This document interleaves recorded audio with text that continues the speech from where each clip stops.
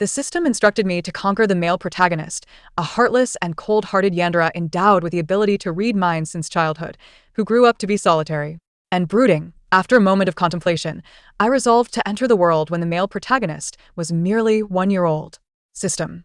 From this day forth, I shall assume the role of his guardian, teaching him the laws, instilling respect for women, fostering optimism, and guiding him to be a good person. I stated, my expression unwavering that a successful conquest must begin with education.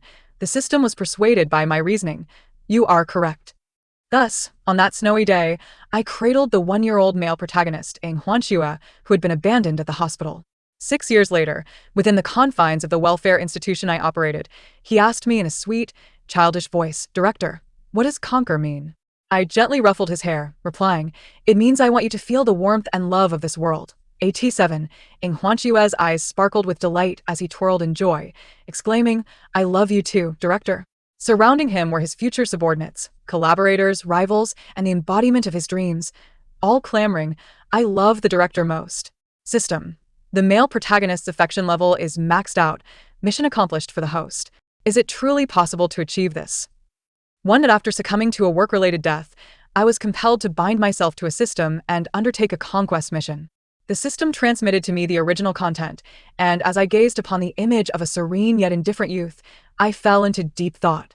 He was being trampled upon, battered and bruised, his eyes filled with a lifeless gray, detached from the world around him. The system stated matter-of-factly, "Upon your arrival in this world, you may take him home, but at this moment, he is working outside, enduring relentless bullying which may lead him to distrust you. Thus, you must win him over with love. Furthermore, he has a childhood sweetheart, his white moonlight. According to the analysis, misunderstandings will arise upon their reunion." I interrupted, "How old is he?" "He appears to be merely a teenager." IT hesitated. "This is a photo of him at 14. "Then why is he working outside?" I frowned. "At this age, he should be studying." System. He lacks funds and has dropped out. Compulsory education lasts 9 years. The welfare institution should cover his tuition fees. I pointed out, the institution he entered is clearly not legitimate. The system seemed bewildered. Is that so?" "It appears that the system in this region is also inadequate." I mused for a moment. "Send me into this world. I have devised a plan." The system perked up. "So, which time point will you choose? Is it when he is 14 and being insulted by a customer, or when he is 18 and unconscious in an alley, or perhaps at 23? I replied, "Of course, it is when he is 1 year old." System. When Ng Huanxue was born, he was frail and sickly. His father was unknown, and his mother perished during childbirth. At the age of 1, he was abandoned at the hospital by distant relatives, and on that frigid winter day, with snow falling heavily, Ng Huanxue developed a high fever and lost part of his hearing. Yet, he possessed the unique talent of the male protagonist, mind-reading. From that day forth, his world was silent, yet malice came at him like a tidal wave. I stood at the hospital entrance, gazing down at the peacefully sleeping infant in my arms, boldly asserting, "If I am to conquer, you should grant me some advantages, such as financial resources, lest the male protagonist starves." Is that truly permissible? The system, after providing me with the requested advantages, seemed uneasy, asking me for the 13th time, "Shall I transport you 10 years into the future?" One must not act too beastly. I shook my finger. I am 22. In matters of conquest, 1 year old is acceptable, 18 is not, 16 certainly is not, and 11 is even less so. System. It basked in the brilliance of justice and law, momentarily lost in thought, rendered speechless. "Let us proceed," I declared. "There is much to be done. For instance, I ought to investigate what qualifications are necessary to inherit a welfare institution. The Boai Welfare Institute, where Ng Huanxue resided, was indeed poorly managed, but that was of little consequence. I could rectify it." I tightened the swaddling blanket around the infant and carried him into the hospital. I hope it is not too late. There is still a chance to save his hearing.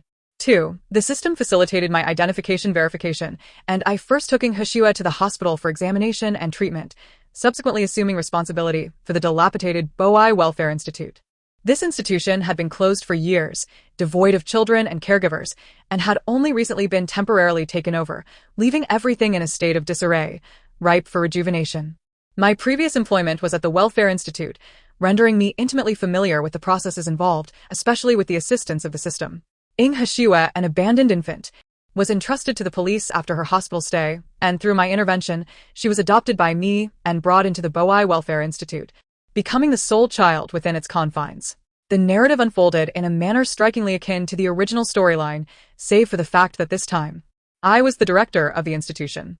While tending to Inghashua, I meticulously undertook the reconstruction of the entire Welfare Institute, systematically enhancing its foundational infrastructure. Progress was remarkably smooth, astonishing the system.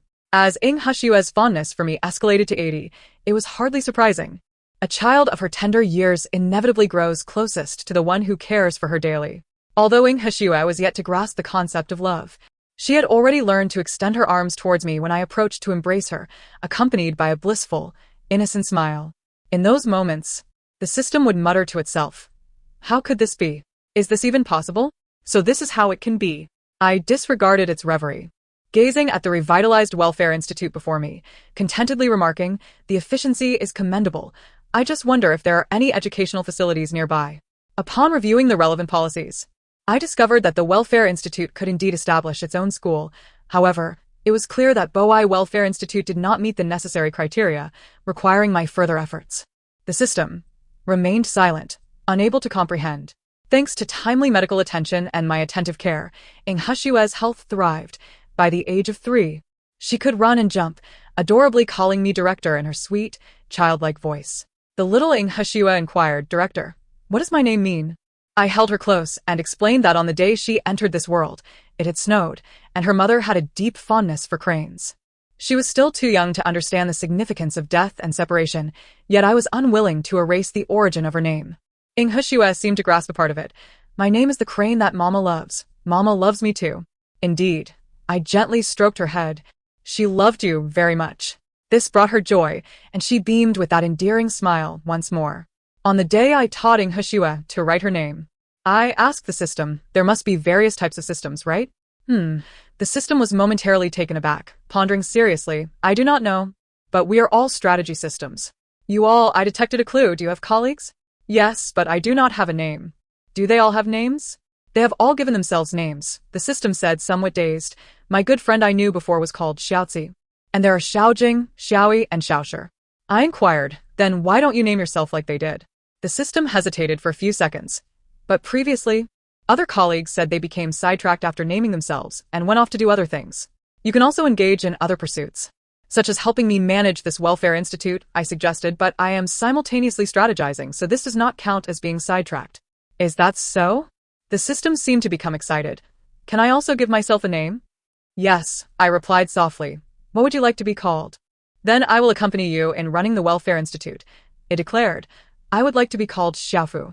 I considered it for a moment. Xiaofu? That sounds lovely. It fell silent for a while, but I surmised it was likely sharing its joy with its friends. 3. On the day the Welfare Institute officially reopened, I welcomed the new children alongside Inghashua. I reviewed the data and, perhaps due to the gravitational pull of the storyline, Inghashua's childhood friend, and later her first love, Anran, also arrived. Her parents had tragically perished in a car accident, leading to her placement in the Welfare Institute, from which she was adopted by foster parents who later emigrated abroad when she turned 8.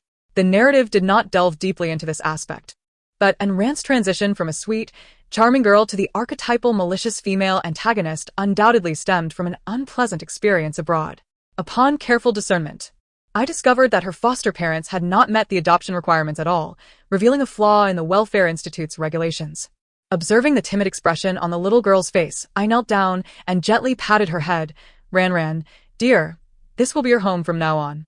She looked at me with innocent bewilderment, perhaps due to my patient gaze, the most sensitive of children sense no malice.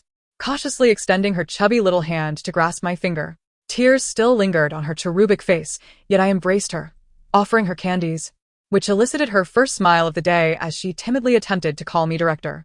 Meanwhile, Inghashua wore a serious expression, nervously guiding the new children on a tour of the Welfare Institute. This was a solemn task I had assigned to him, and he bore it with a sense of responsibility, exuding the demeanor of a senior as he navigated among the newcomers. I watched as he consoled one child who was crying, offered candies to another, and even raised his little fist in determination, vowing that this would undoubtedly be the best Welfare Institute, which brought a smile to my face.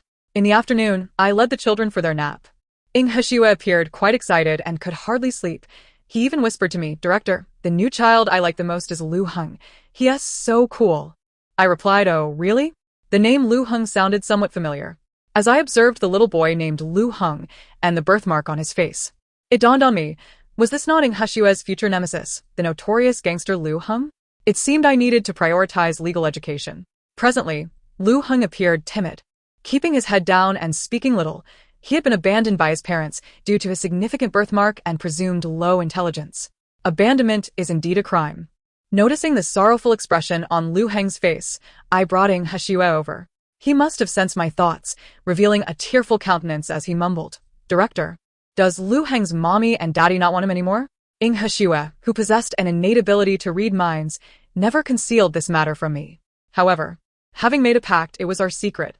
Therefore, I responded earnestly, "What his parents did is wrong. They should be punished." Ing Heshua, seemingly grasping part of it, said, "I want to be friends with him." "Then, why not take him to the garden to play?" I suggested. "Didn't you tell me before that you wanted to play on the seesaw with your friends?" Ing Heshua's eyes lit up, but quickly dimmed. "But it's nap time now." "No matter. This time is an exception." I stroked his head. "Heshua, from now on we are all family with Lu Heng. I want him to be happy. Can you do that?" Ing Heshua beamed with enthusiasm. "I can." I opened the door to the garden and beckoned, watching as the two small figures joyfully rushed towards the sunlit seesaw. I returned to the dormitory. Sure enough, the little heads drooped down. I couldn't help but chuckle. "Can you all sleep?"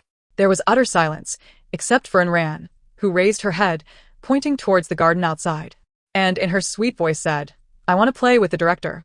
"Then let us all go play in the garden," I replied with a smile. "But it's nap time now, so this is an exception, all right?" "Okay." The previously shy and uneasy children suddenly brightened, responding in unison, like a flock of joyful little birds taking flight towards the garden. I leisurely trailed behind them, engaging in conversation with Xiaofu. "Why do they all hold you in such high regard, host? I have never seen such rapid progress in a strategy before. Do you know a story?" I pondered for a moment. There was once a demon trapped in a bottle who promised that if someone released him, he would bestow upon that person boundless power and wealth. Yet, years later, when he was finally discovered, he harbored resentment towards the fisherman who freed him, believing the fisherman had come too late. I possess this story in my database. Love operates on a similar principle, I stated calmly. At its core, strategizing is a form of exchange. One offers love to receive love in return. However, if they have never known love since childhood, what can they possibly exchange for that insincere ode of affection? Thus, if I had appeared in He Shue's life at the tender age of 15 or 16, I could never compete with Ran, who grew up alongside her. Did the host choose to enter at the age of 1 for the sake of a successful strategy? Not entirely, I replied with a smile, lifting a child who came running towards me and gently ruffling her hair. "I merely wish to convey one thing." "What is that?" "The term strategy is exceedingly broad," I explained. "There are myriad forms of love in this world, and teaching them this truth is, indeed, a form of strategizing." "Host, you are truly unlike anyone else I have encountered." "And how many people have you truly met?" "In my eyes, you remain but a child," I said as I settled the little girl onto a swing. "Perhaps in your assessments, my past as a strategist is why you selected me." "Hey, what did you do before?" it inquired, somewhat perplexed. "But many people loved you in the past, host." "Is that so?" I paused, a soft smile gracing my lips. "I used to work in special education. I was undeniably the oddity of the Jean family, where my siblings harbored grand ambitions of taking over the family business or shining in the arts. Only I had plunged into a small county, returning after a few years of teaching to work at a special school and ultimately opening a welfare institution of my own. Most orphans are not healthy children. They often bear various physical or psychological deficiencies. Initially, when my family visited, they would be alarmed by the scars on my body. They have asked me more than once, "Jean Lingxi, have you lost your mind?" Outsiders could not fathom why, from a family of privilege, I emerged devoid of any trace of nobility. Yet, life inevitably presents one or two transformative experiences. I do not intend to judge what is noble or base, nor do I seek to validate my own extraordinariness with grandiose rhetoric. In truth, I am merely an ordinary individual among the masses who just happen to choose this path. Thus, I brushed off their doubts and mockery with a gentle smile. I, like you, am simply pursuing what I wish to do. Xiao Fu asked me, "So, what was the experience that transformed you?" Who knows, I replied. My childhood memories are quite hazy, but I believe there was such an event. In truth, I remember. I recall a charitable event at our school where we donned puffy skirts and tailored suits to deliver gifts to the neighboring special school. However, on that day, we did not encounter a single student from the special school. I overheard their teacher mention that they were locked away in the dormitory for fear of them being harmed. We placed books and clothes on their desks, snapped a few photographs, and prepared to leave. I noticed a book on one desk, a fairy tale, with a crooked line written on it. Little Xian asks, "What are the stars like?" I want to know, are they delicious? In that fairy tale, the stars in the sky were made of candy. Could little Xian not see the stars? And what of the owner of that fairy tale book? Had he never tasted candy? I gazed at my exquisite little dress, struggled to extract a piece of candy from my pocket, and quietly tucked it into the book. Before departing, I cast one last glance at the dormitory building. I spotted several dirty little children squeezed by the window, watching us. A wave of sadness washed over me. I had brought only one piece of candy and could share it with just one child. I had only allowed one little friend a taste of the stars. I endured a week of relentless activity. The arrival of a new group of children breathed life and vitality into this modest space, yet it also brought forth myriad concerns. From selecting the brand of milk for the children to recruiting new staff for the welfare institution, all these tasks demanded my direct involvement as the sole leader. Fortunately, I had the invaluable assistance of Xiao Fu, who helped monitor the children's conditions to prevent any mishaps. Otherwise, I would have needed to split myself into three, just to keep up. Our welfare institution was not large. I had already hired a cook, a cleaner, doctors, nurses, and caregivers, but the position of cultural educator was of utmost importance. I had to negotiate the terms for classes, ensuring I recruited sufficiently reliable individuals. After several rounds of interviews, I finally appointed someone who met my expectations perfectly. She was a young woman whose appearance could rival that of a star. With her short hair grazing her ears, rosy lips, and gentle demeanor, she bore a distinctive red mole at the corner of her eye. Frankly, I could sense that she came from a well-off family, as indicated by her eloquence and demeanor. She was undoubtedly a girl raised in privilege. Yet, her slightly darker complexion and the rosy glow of sun exposure from the plateau suggested otherwise. "My name is Ruochuan." Her eyes sparkled like stars. "Hello, Director Jean." I extended my hand in greeting. "Ruochuan, it's a pleasure." And Ruochuan's joining allowed me more time to focus on the schooling of these children. Welfare institutions with resources typically set up their own classrooms, while those without often arrange for day schooling. Considering the unique needs of several children, I decided to create different classes tailored to their requirements. After completing the necessary paperwork, I collaborated with Ruochuan to recruit a new batch of teachers, officially commencing the educational programs within the institution. The number of children at the welfare institution was not substantial, so I established only one class, democratically named Qingmiao by the children. Thus, the first class of the Boai Welfare Institution, the Qingmiao class, was born. I had considerable experience in this area, and Ruochuan had evidently done her homework, resulting in the smooth implementation of the curriculum. In the early stages of a child's education, the emphasis should not solely be on imparting knowledge, but rather on cultivating habits and shaping character. I initiated storytime, sharing a tale with them each day. In the realm of fairy tales, the skies eventually clear, villains always fail, princesses meet princes, and even rescued little animals return to express their gratitude. Life, of course, extends beyond fairy tales. Perhaps as they grow, they will come to understand that reality is not as they imagined, yet I still hope they can believe in fairy tales. After storytime, Ruochuan would also conduct safety education sessions. While I could teach them to treat the world kindly, it was equally essential for someone to remind them that not everyone harbors good intentions, and they must remain vigilant and learn to protect themselves. I appointed He Shui as the class monitor of Qingmiao, awakening a sense of responsibility within the small boy, who diligently worked towards the harmony of the class. The little monitor often exhibited great enthusiasm, yet occasionally faced moments of frustration. Such was the case today. "Director, today Lu Heng cried," he said glumly. Resting his head on my knee, I heard him wondering why his parents don't want him. Since entering the orphanage, Lu Heng had become much more cheerful, yet occasionally, in the evenings, he would secretly shed tears. He Shui, unable to assist his friend in alleviating such worries, turned to me for guidance. In my narration, I described Lu Heng's mother as someone who loved him dearly, which left He Shui perplexed as to why Lu Heng's parents would abandon their own child. I gently patted He Shui's head and said, "Little crane, every person is unique. Some parents do not love their children. Ing Heshue pursed his lips and asked, then why have him? There are myriad reasons which we cannot ascertain, but I must tell you that Lu Heng's parents abandoning him constitutes a crime, I explained. In this world, there are many children forsaken by their parents. Lu Heng has you, a friend who cares for him, but many others lack even that. Ing Heshue's eyes widened in astonishment. Really? Indeed, I suggested to Ing Heshue, when you both grow a little older, you can join Lu Heng in protecting children like him. Ing Heshue listened intently, then sprang to his feet and dashed outside, exclaiming, I'm going to tell Lu Heng. Goodbye, director. I smiled and replied, go ahead, little crane.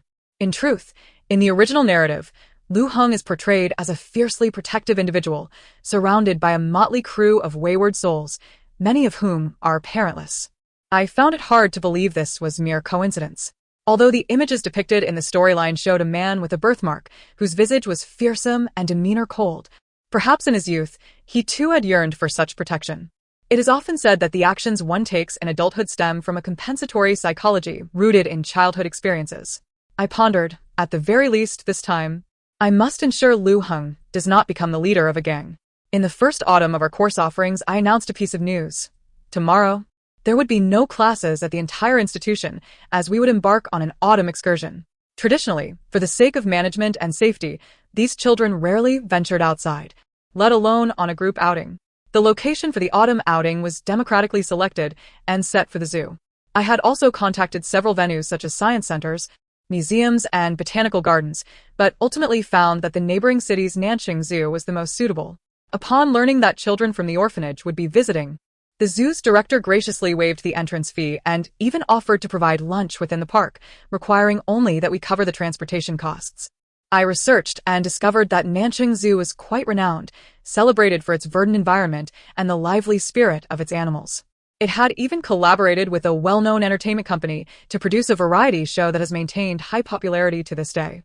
The director of Nanqing Zoo was also quite famous, not only for his handsome appearance, but also for his dedication to ecological and animal conservation efforts. Out of curiosity, I searched for a photo of the director alongside Xiao Fu. The young man appeared exceedingly youthful and strikingly handsome. Xiao Fu suddenly exclaimed, I remember now. I inquired, what did you recall? Xiao Fu replied, I once heard from friends that the earliest colleagues who named themselves were not necessarily systems, nor as intelligent as we are. In short, there was once a being called Xiaoling, which could be considered a form of consciousness, able to communicate with all things in the world. It chose a host with the surname Ji, granting the Ji family the ability to converse with animals, and they promised to protect the forest and wildlife, which was their pact. Glancing at the director's name, I mused, so he is a descendant of the Ji family? Xiao Fu sounded elated. You've met a colleague. I smiled. You will encounter many more colleagues in the future. The young woman I connected with at Nanqing Zoo was named Xiaowen, and true to her name, she had a gentle voice, exuding patience and warmth. Director Zhan, please rest assured, on that day, we will limit ticket sales and arrange for staff to accompany you for explanations. Xiao Fu interjected. She also carries the essence of Xiaoling. But wait, how is there data flow from Xiao Ci? Who was Xiao Ci? Before I could inquire further, Xiao Fu had already drifted off into its own thoughts. I surmised it had gone to connect with its friends. Nevertheless, the involvement of these delightful systems confirmed that Nanqing Zoo was indeed the best choice. I replied to Xiaowen, thank you for your assistance. Xiaowen sent a smiley face in response, you're welcome.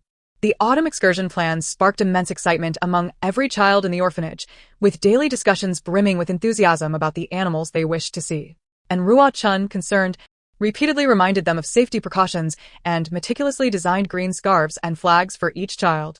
The flags would adorn their little backpacks, while the scarves, a fresh green, would be tied around the children's wrists, fashioned into bows. The scarves bore the contact information of several teachers, ensuring they would know how to return if they got lost. I divided the 20-some children into 4 groups, allowing them to choose their group leaders, who would be responsible for ensuring their teammates did not fall behind. As this was their first outing, the group leaders solemnly assured me they would keep a close watch, their expressions a mix of anticipation and anxiety. I had chartered a large bus, and amidst the children's laughter and joy, we set off at dawn. Nanqing Zoo lived up to its reputation, teeming with greenery and vibrancy. Xiaowen, a young woman with delicate features and doe-like eyes, greeted us in her work attire. Hello, Director Zhan. I am your guide for today, Wen Weishi. Ah, And Ruo Chun suddenly whispered in my ear, "Director, I've seen her on television. She was quite famous for participating in that variety show." After greeting Xiao Wen, my curiosity prompted me to search for her videos online. The first result was particularly eye-catching. Watch the fierce woman tame a tiger with bare hands. Who? Xiao Wen? My expression faltered. The seemingly sweet and demure Xiao Wen led us into the park, then casually greeted a nearby tiger. "Fei Fei," she said to the snarling beast, "stay back. Don't frighten the children." Remarkably, the tiger appeared to comprehend her words, retreating a few steps and sitting down. Wow! After a brief moment of silence, the children erupted into cheers and screams. "Sister Xiao Wen is amazing." And Ran stepped back, eyes sparkling, and tugged at my sleeve, asking, "Director, did the big tiger just call out because it wanted to come out and play with us?" Ing Hishue, ever the action-oriented one, curiously asked Xiao Wen, "Sister Xiao Wen, what is Fei Fei saying?" Xiao Wen's expression suddenly shifted to one of awkwardness, though she maintained her smile. "It's hungry." "Oh, didn't he have breakfast?" "It did." Xiao Wen adjusted her forehead, "But it's hungry again." Ing Hishue looked puzzled. "How can it be hungry again?" Lu Heng chimed in with his thoughts. "It must eat a lot." After concluding our visit to the tiger enclosure, we ventured to the crane garden, monkey area, and aviary. Lunch was prepared by Nanching Zoo, with a picnic blanket and snacks arranged beside the aquarium, right by Swan Lake. The children enjoyed their meal while watching the swans, each one filled with delight. After lunch, having cleaned up the litter, the children, still wanting more, entered the aquarium. The director has granted us permission to have an intimate encounter with the dolphins and belugas. Ing Hushue's eyes sparkled as she exclaimed, "Director, dolphins are so adorable." And Ran was equally ecstatic, declaring, "It just nudged my hand." Lu Heng stood silently to the side, gazing at the beluga swimming in the water. The whale, affectionately named Xiaobai, approached gently, its naturally upturned mouth giving it an ever-smiling demeanor. After a moment's hesitation, Lu Heng extended his hand, and Xiaobai nuzzled against it through the glass. The typically reticent boy appeared as if he had discovered the most precious treasure in the world, his mouth slightly parted. He pressed his lips together for a long while before finally allowing a smile to break through. Xiaobai circled the glass several times, tilting its head. Lu Heng mirrored its motion, and I watched the delightful interaction between boy and whale, smiling softly. "Director, this is wonderful," Ruochuan said quietly beside me. "I've never seen them so happy." "Staying at the orphanage is not the best option for them," I replied. "Once they grow a bit older, it will be time for them to go to school." "But..." Ruochuan seemed visibly concerned. "Do not fret," I reassured her. "We cannot completely shield them from the malice that can wound them, but there are always alternative solutions. Scars only ache when we care. If we remain indifferent, we become invulnerable." 6. The trip to the zoo was a resounding success. The children returned to the orphanage without needing any prompting, eagerly submitting their weekly journals. And even during art class, they all spontaneously drew the animals they had encountered at the zoo. Noticing their lingering fondness for the zoo, I decided to download a variety show featuring the Nanching Zoo, playing an episode each weekend, which undoubtedly became the most beloved activity of the week. Sometimes, they would forego their snacks just to sit together in the activity room on weekends. As winter approached, Ruochuan and I procured new winter clothing for the children. "Director, we passed the annual review this year. New children will be coming in next year, right?" she inquired. Moreover, next year our welfare institution would officially open for adoption. I exhaled in relief. There's no rush. We must thoroughly vet the families looking to adopt. And Ruochuan nodded in agreement. The Boei Welfare Institute is modest in size. And even with new arrivals, we could only expect a maximum of 10 or so. However, that was acceptable. In a few years, once I secure additional funding, we can expand. One must eat a meal one bite at a time and tread the path step by step. "Would you like to have hot pot?" I asked as we passed a fragrant hot pot restaurant. And Ruochuan paused. "But we should head back. Let us improve our meals tomorrow with some small hot pot." I winked at her. Good things are meant to be shared. And Ruochuan looked at me, her expression suddenly softening, and she smiled. "Director, sometimes I feel you resemble someone I know." "Oh, in some ways yes, and in others no." She clasped her hands and exhaled a puff of warm air. "When I first met you, I was momentarily taken aback." "Are you missing her?" I said. "During the new year you can go visit her." "I do miss her a bit," and Ruochuan replied, wrinkling her nose, "but I feel awkward saying such things to her." I caught a hint. "Is she a relative?" "She is my sister," she said. "Like you, she is also a teacher." I was somewhat surprised yet not entirely taken aback. In life, one encounters one or two events or individuals that can transform one's existence. The new year was approaching. On New Year's Eve, a light snow fell in Beijing. I organized the children to build snowmen and have snowball fights. Everyone was having a splendid time, except for Hsiua, who sat silently on the steps, resting his chin in his hands while gazing at the sky. I had bought them winter gear, and he removed one fluffy glove to catch the falling snowflakes. I understood what he was pondering. I told him that he was born on a snowy day, which was also when he first met his mother. Perhaps he believed that every snowfall was his mother returning to see him. However, he did not sit for long before being pulled away by Ran and Lu Heng, each grasping one of his hands. Little he, come draw in the snow. Lu Heng and I are done. We just need you. And Ran's cheeks were flushed from the cold, yet she wore an excited expression. I drew a little deer, and Lu Heng drew a little whale. What will you draw? Hsiua squatted down to begin his drawing. 10 minutes later, and Ran looked puzzled. What is this supposed to be? A caterpillar? It looks like a hen. Lu Heng concluded after examining it for a while. Just moments ago, Hsiua had been trying to appear aloof, but now his eyes widened in disbelief. No way. This is a red-crowned crane. It's a crane. The children pulled me over to evaluate his work, and suppressing a laugh, I said, indeed, it is a crane. Hsiua retorted, Director, you clearly think it looks like a ball of yarn with 2 chopsticks stuck in it. I replied, oh dear. Caught in the act. All right. I patted Hsiua's head. How about I draw a crane for you? The boy, who had been fuming moments ago, suddenly beamed with joy. After the snow activities, I urged them to go indoors to wash their hands and faces with warm water to avoid catching a cold. The new year at the orphanage was not lonely, as many visitors came to see us, and Enruachun stayed, stating that this was her first New Year spent with the Boai Welfare Institute, and she hoped to be with the children. We decorated the place with couplets, watched the spring festival gala together, played games, and made wishes. I prepared a red envelope for each child, filled with gifts and heartfelt messages. Simultaneously, I received 27 notes detailing their wishes. They were too young, just after 9 o'clock. I coaxed them to bed, then returned to my office to handle some matters. As midnight approached, my shoulders and neck ached. And just as I was about to massage them, a warm sensation enveloped me, easing my fatigue. Ipauzit, Xiaofu?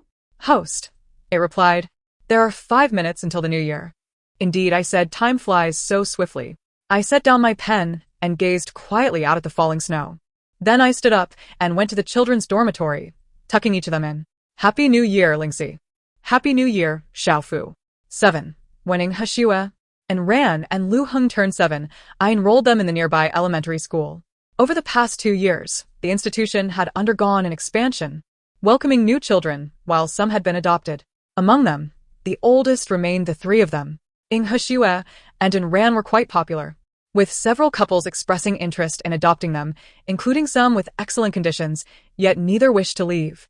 Hsiua asserted, I'm still the class leader in the seedling class. I can't go. And Ran added, if I leave, what will happen to Lu Heng and little he? On the first day of school, as the 3 of them emerged, I keenly noticed a subtle change in Ran and Hsiua's expressions. Lu Heng, on the other hand, appeared calm and composed, greeting me with a simple, Director.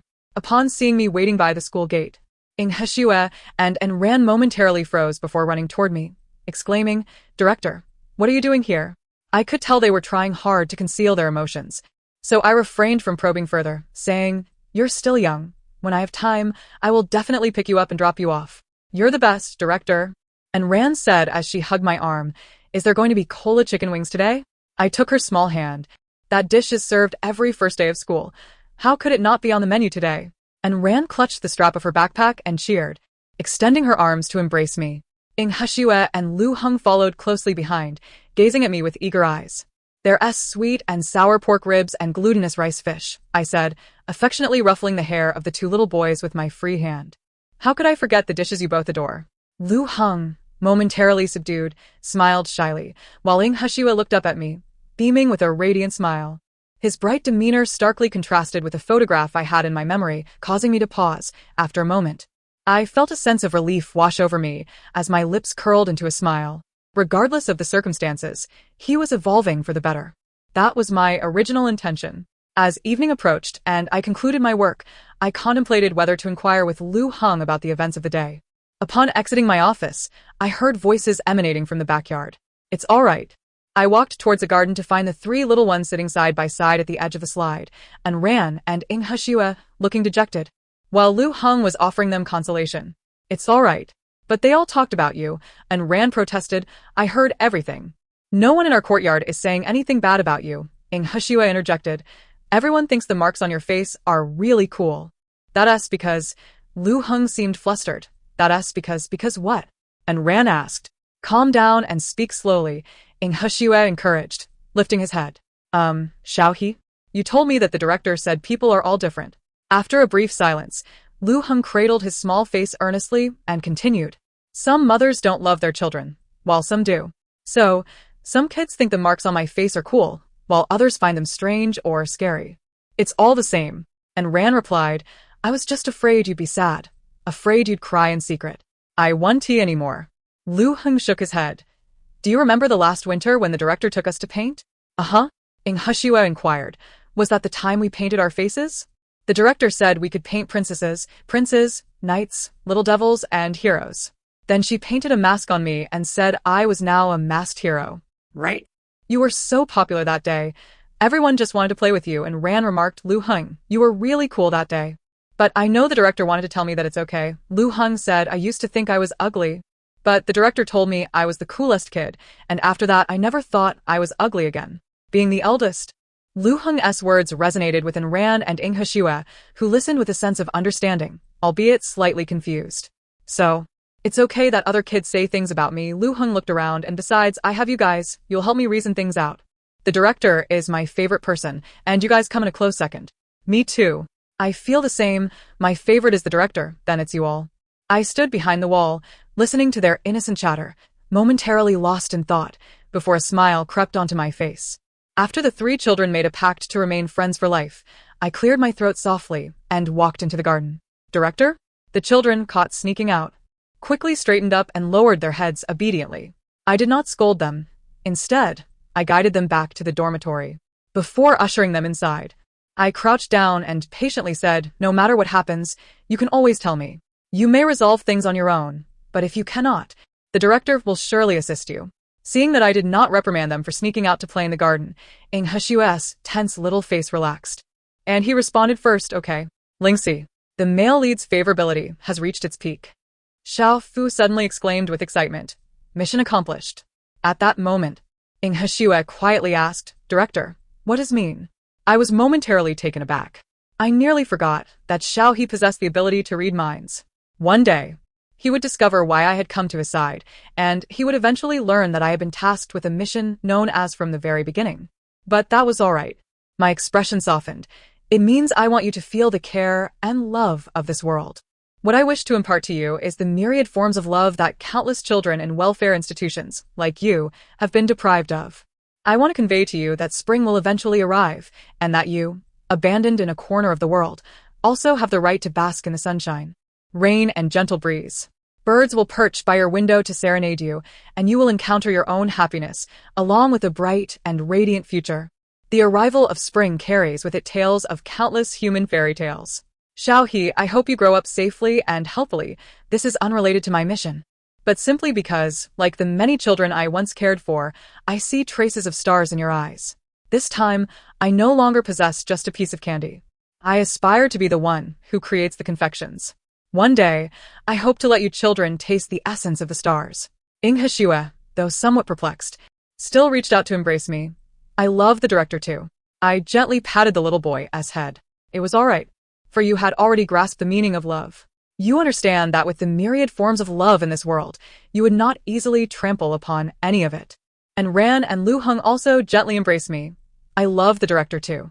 Our voices echoed into the dormitory, and in the dark, pairs of eyes began to open. And Ruo Chun, who was about to leave, was pulled back by a little hand beside her. I like the director, the little girl said softly, but I also like Teacher In. I like the director and Teacher In too. I have so many people I like, including Aunt Lu who cooks for us and Grandpa Chan at the door. I also like Sister Wen, who comes to see us every month, and Sister Yu, who brought us clothes last time, and Ruo Chun, who had just lulled the children to sleep. was enveloped by a group of children and turned to look at the figure at the door, who was similarly embraced, smiling with a blend of helplessness and tenderness. After finally managing to settle the children who were chattering away with their confessions back to sleep, Unruwa-chun and I closed the door to the dormitory. Outside, the moonlight was exquisite. Bright and clear, it cascaded down like rolling pearls. Another new year had arrived. Every winter in North City seemed to bring snow. I leaned against the window, watching the children frolicking in the snow. This year, they had new activities, following their science teacher to observe the shapes of snowflakes. And Ruo-chun approached me gracefully.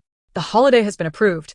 It's time to go home," I said without looking up. "Ruo-chun, you haven't been home for quite some time." "No need," and Ruo-chun shook her head, her eyes sparkling with evident excitement. "Director, this year in the second year of junior high, my sister is bringing her students to visit us, saying they will volunteer at our institution." "Students?" I asked, slightly taken aback. "How old are they?" "They are the first batch of students my sister taught, and they have all graduated now." And Ruo-chun's eyes twinkled. "Don't worry, Director. They will follow the proper procedures, and my sister is very kind." The sister Khan and Ruo-chun chattered away, and I smiled silently, merely nodding. It seems this year the institute will be bustling again. On New Year's Eve, as usual, I coaxed a group of children to sleep before sitting alone in the office. Xiao Fu silently provided me with a massage, and I casually asked, as if conversing with an old friend, "Xiao Fu, when will you leave?" Since our bond began, it had informed me that once I completed the mission, it would seek out the next host. Their system also maintains KPIs. Once, Xiao Fu aspired to be a top achiever, and when he noticed my rapid progress, he was filled with joy. However, inexplicably, when Xiao He's affection for me reached its zenith, Xiao Fu only rejoiced for a fleeting moment before refraining from mentioning my departure, choosing instead to remain by my side until now. Yet this time, Xiao Fu did not respond with his usual silence or suggest, "Maybe later." Instead, he gently settled into the palm of my hand, manifesting as a soft, radiant orb that emitted a gentle glow.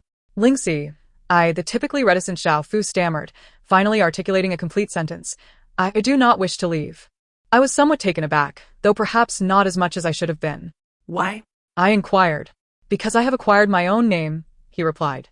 "I am called Xiao Fu, and I wish to collaborate with you to elevate the Boai Welfare Institute to its utmost potential." I remained silent for an extended moment, during which he seemed to grow anxious. "Do you not want me with you? Are you unwilling for me to accompany you?" "Of course not," I replied swiftly this time. "I merely find it challenging to articulate my emotions in this moment." "I too find it difficult to express," he responded, sounding exceedingly delighted. "I feel as if, like my friends, I have found my purpose. I possess my own name and the finest host, and they all rejoice for me." "I share in your joy," I said, gently caressing the small luminous sphere in my hand.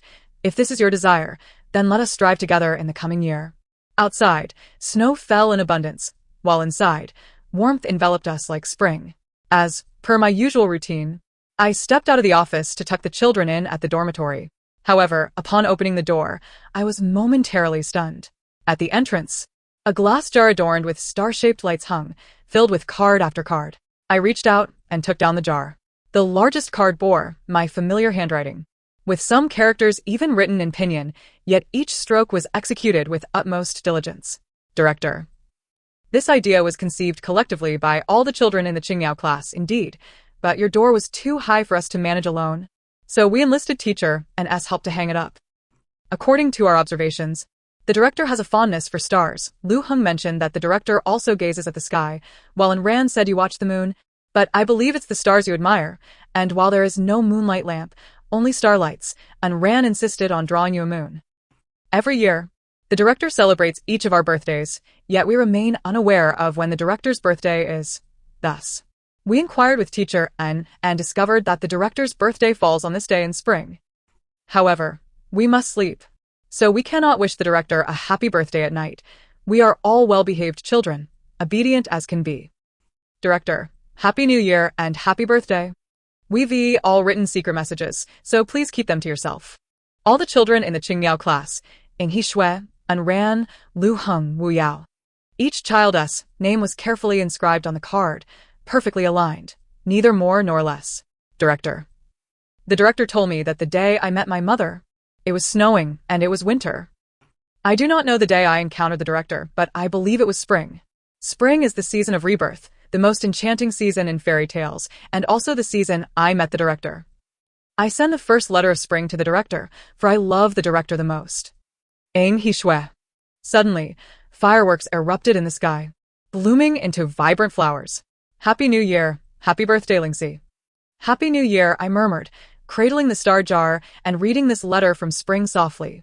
Once, Xiao Fu asked me what would happen if one day Eng He Shui discovered that I was here to win him over. I pondered for a moment and replied, "It doesn't matter." Just as I told Eng He Shui, it doesn't matter. Love knows no bounds. It is merely a matter of authenticity. In this world, love manifests in myriad forms: conditional, unconditional, feigned, genuine, disguised, candid, unrecognized, or perhaps a love that, while knowing its inception was insincere, ultimately offers a heart fully devoted at its conclusion. Thus concludes the tale. Thank you for listening. If you enjoyed it, please subscribe and give a thumbs up in support. Until we meet again in the next story.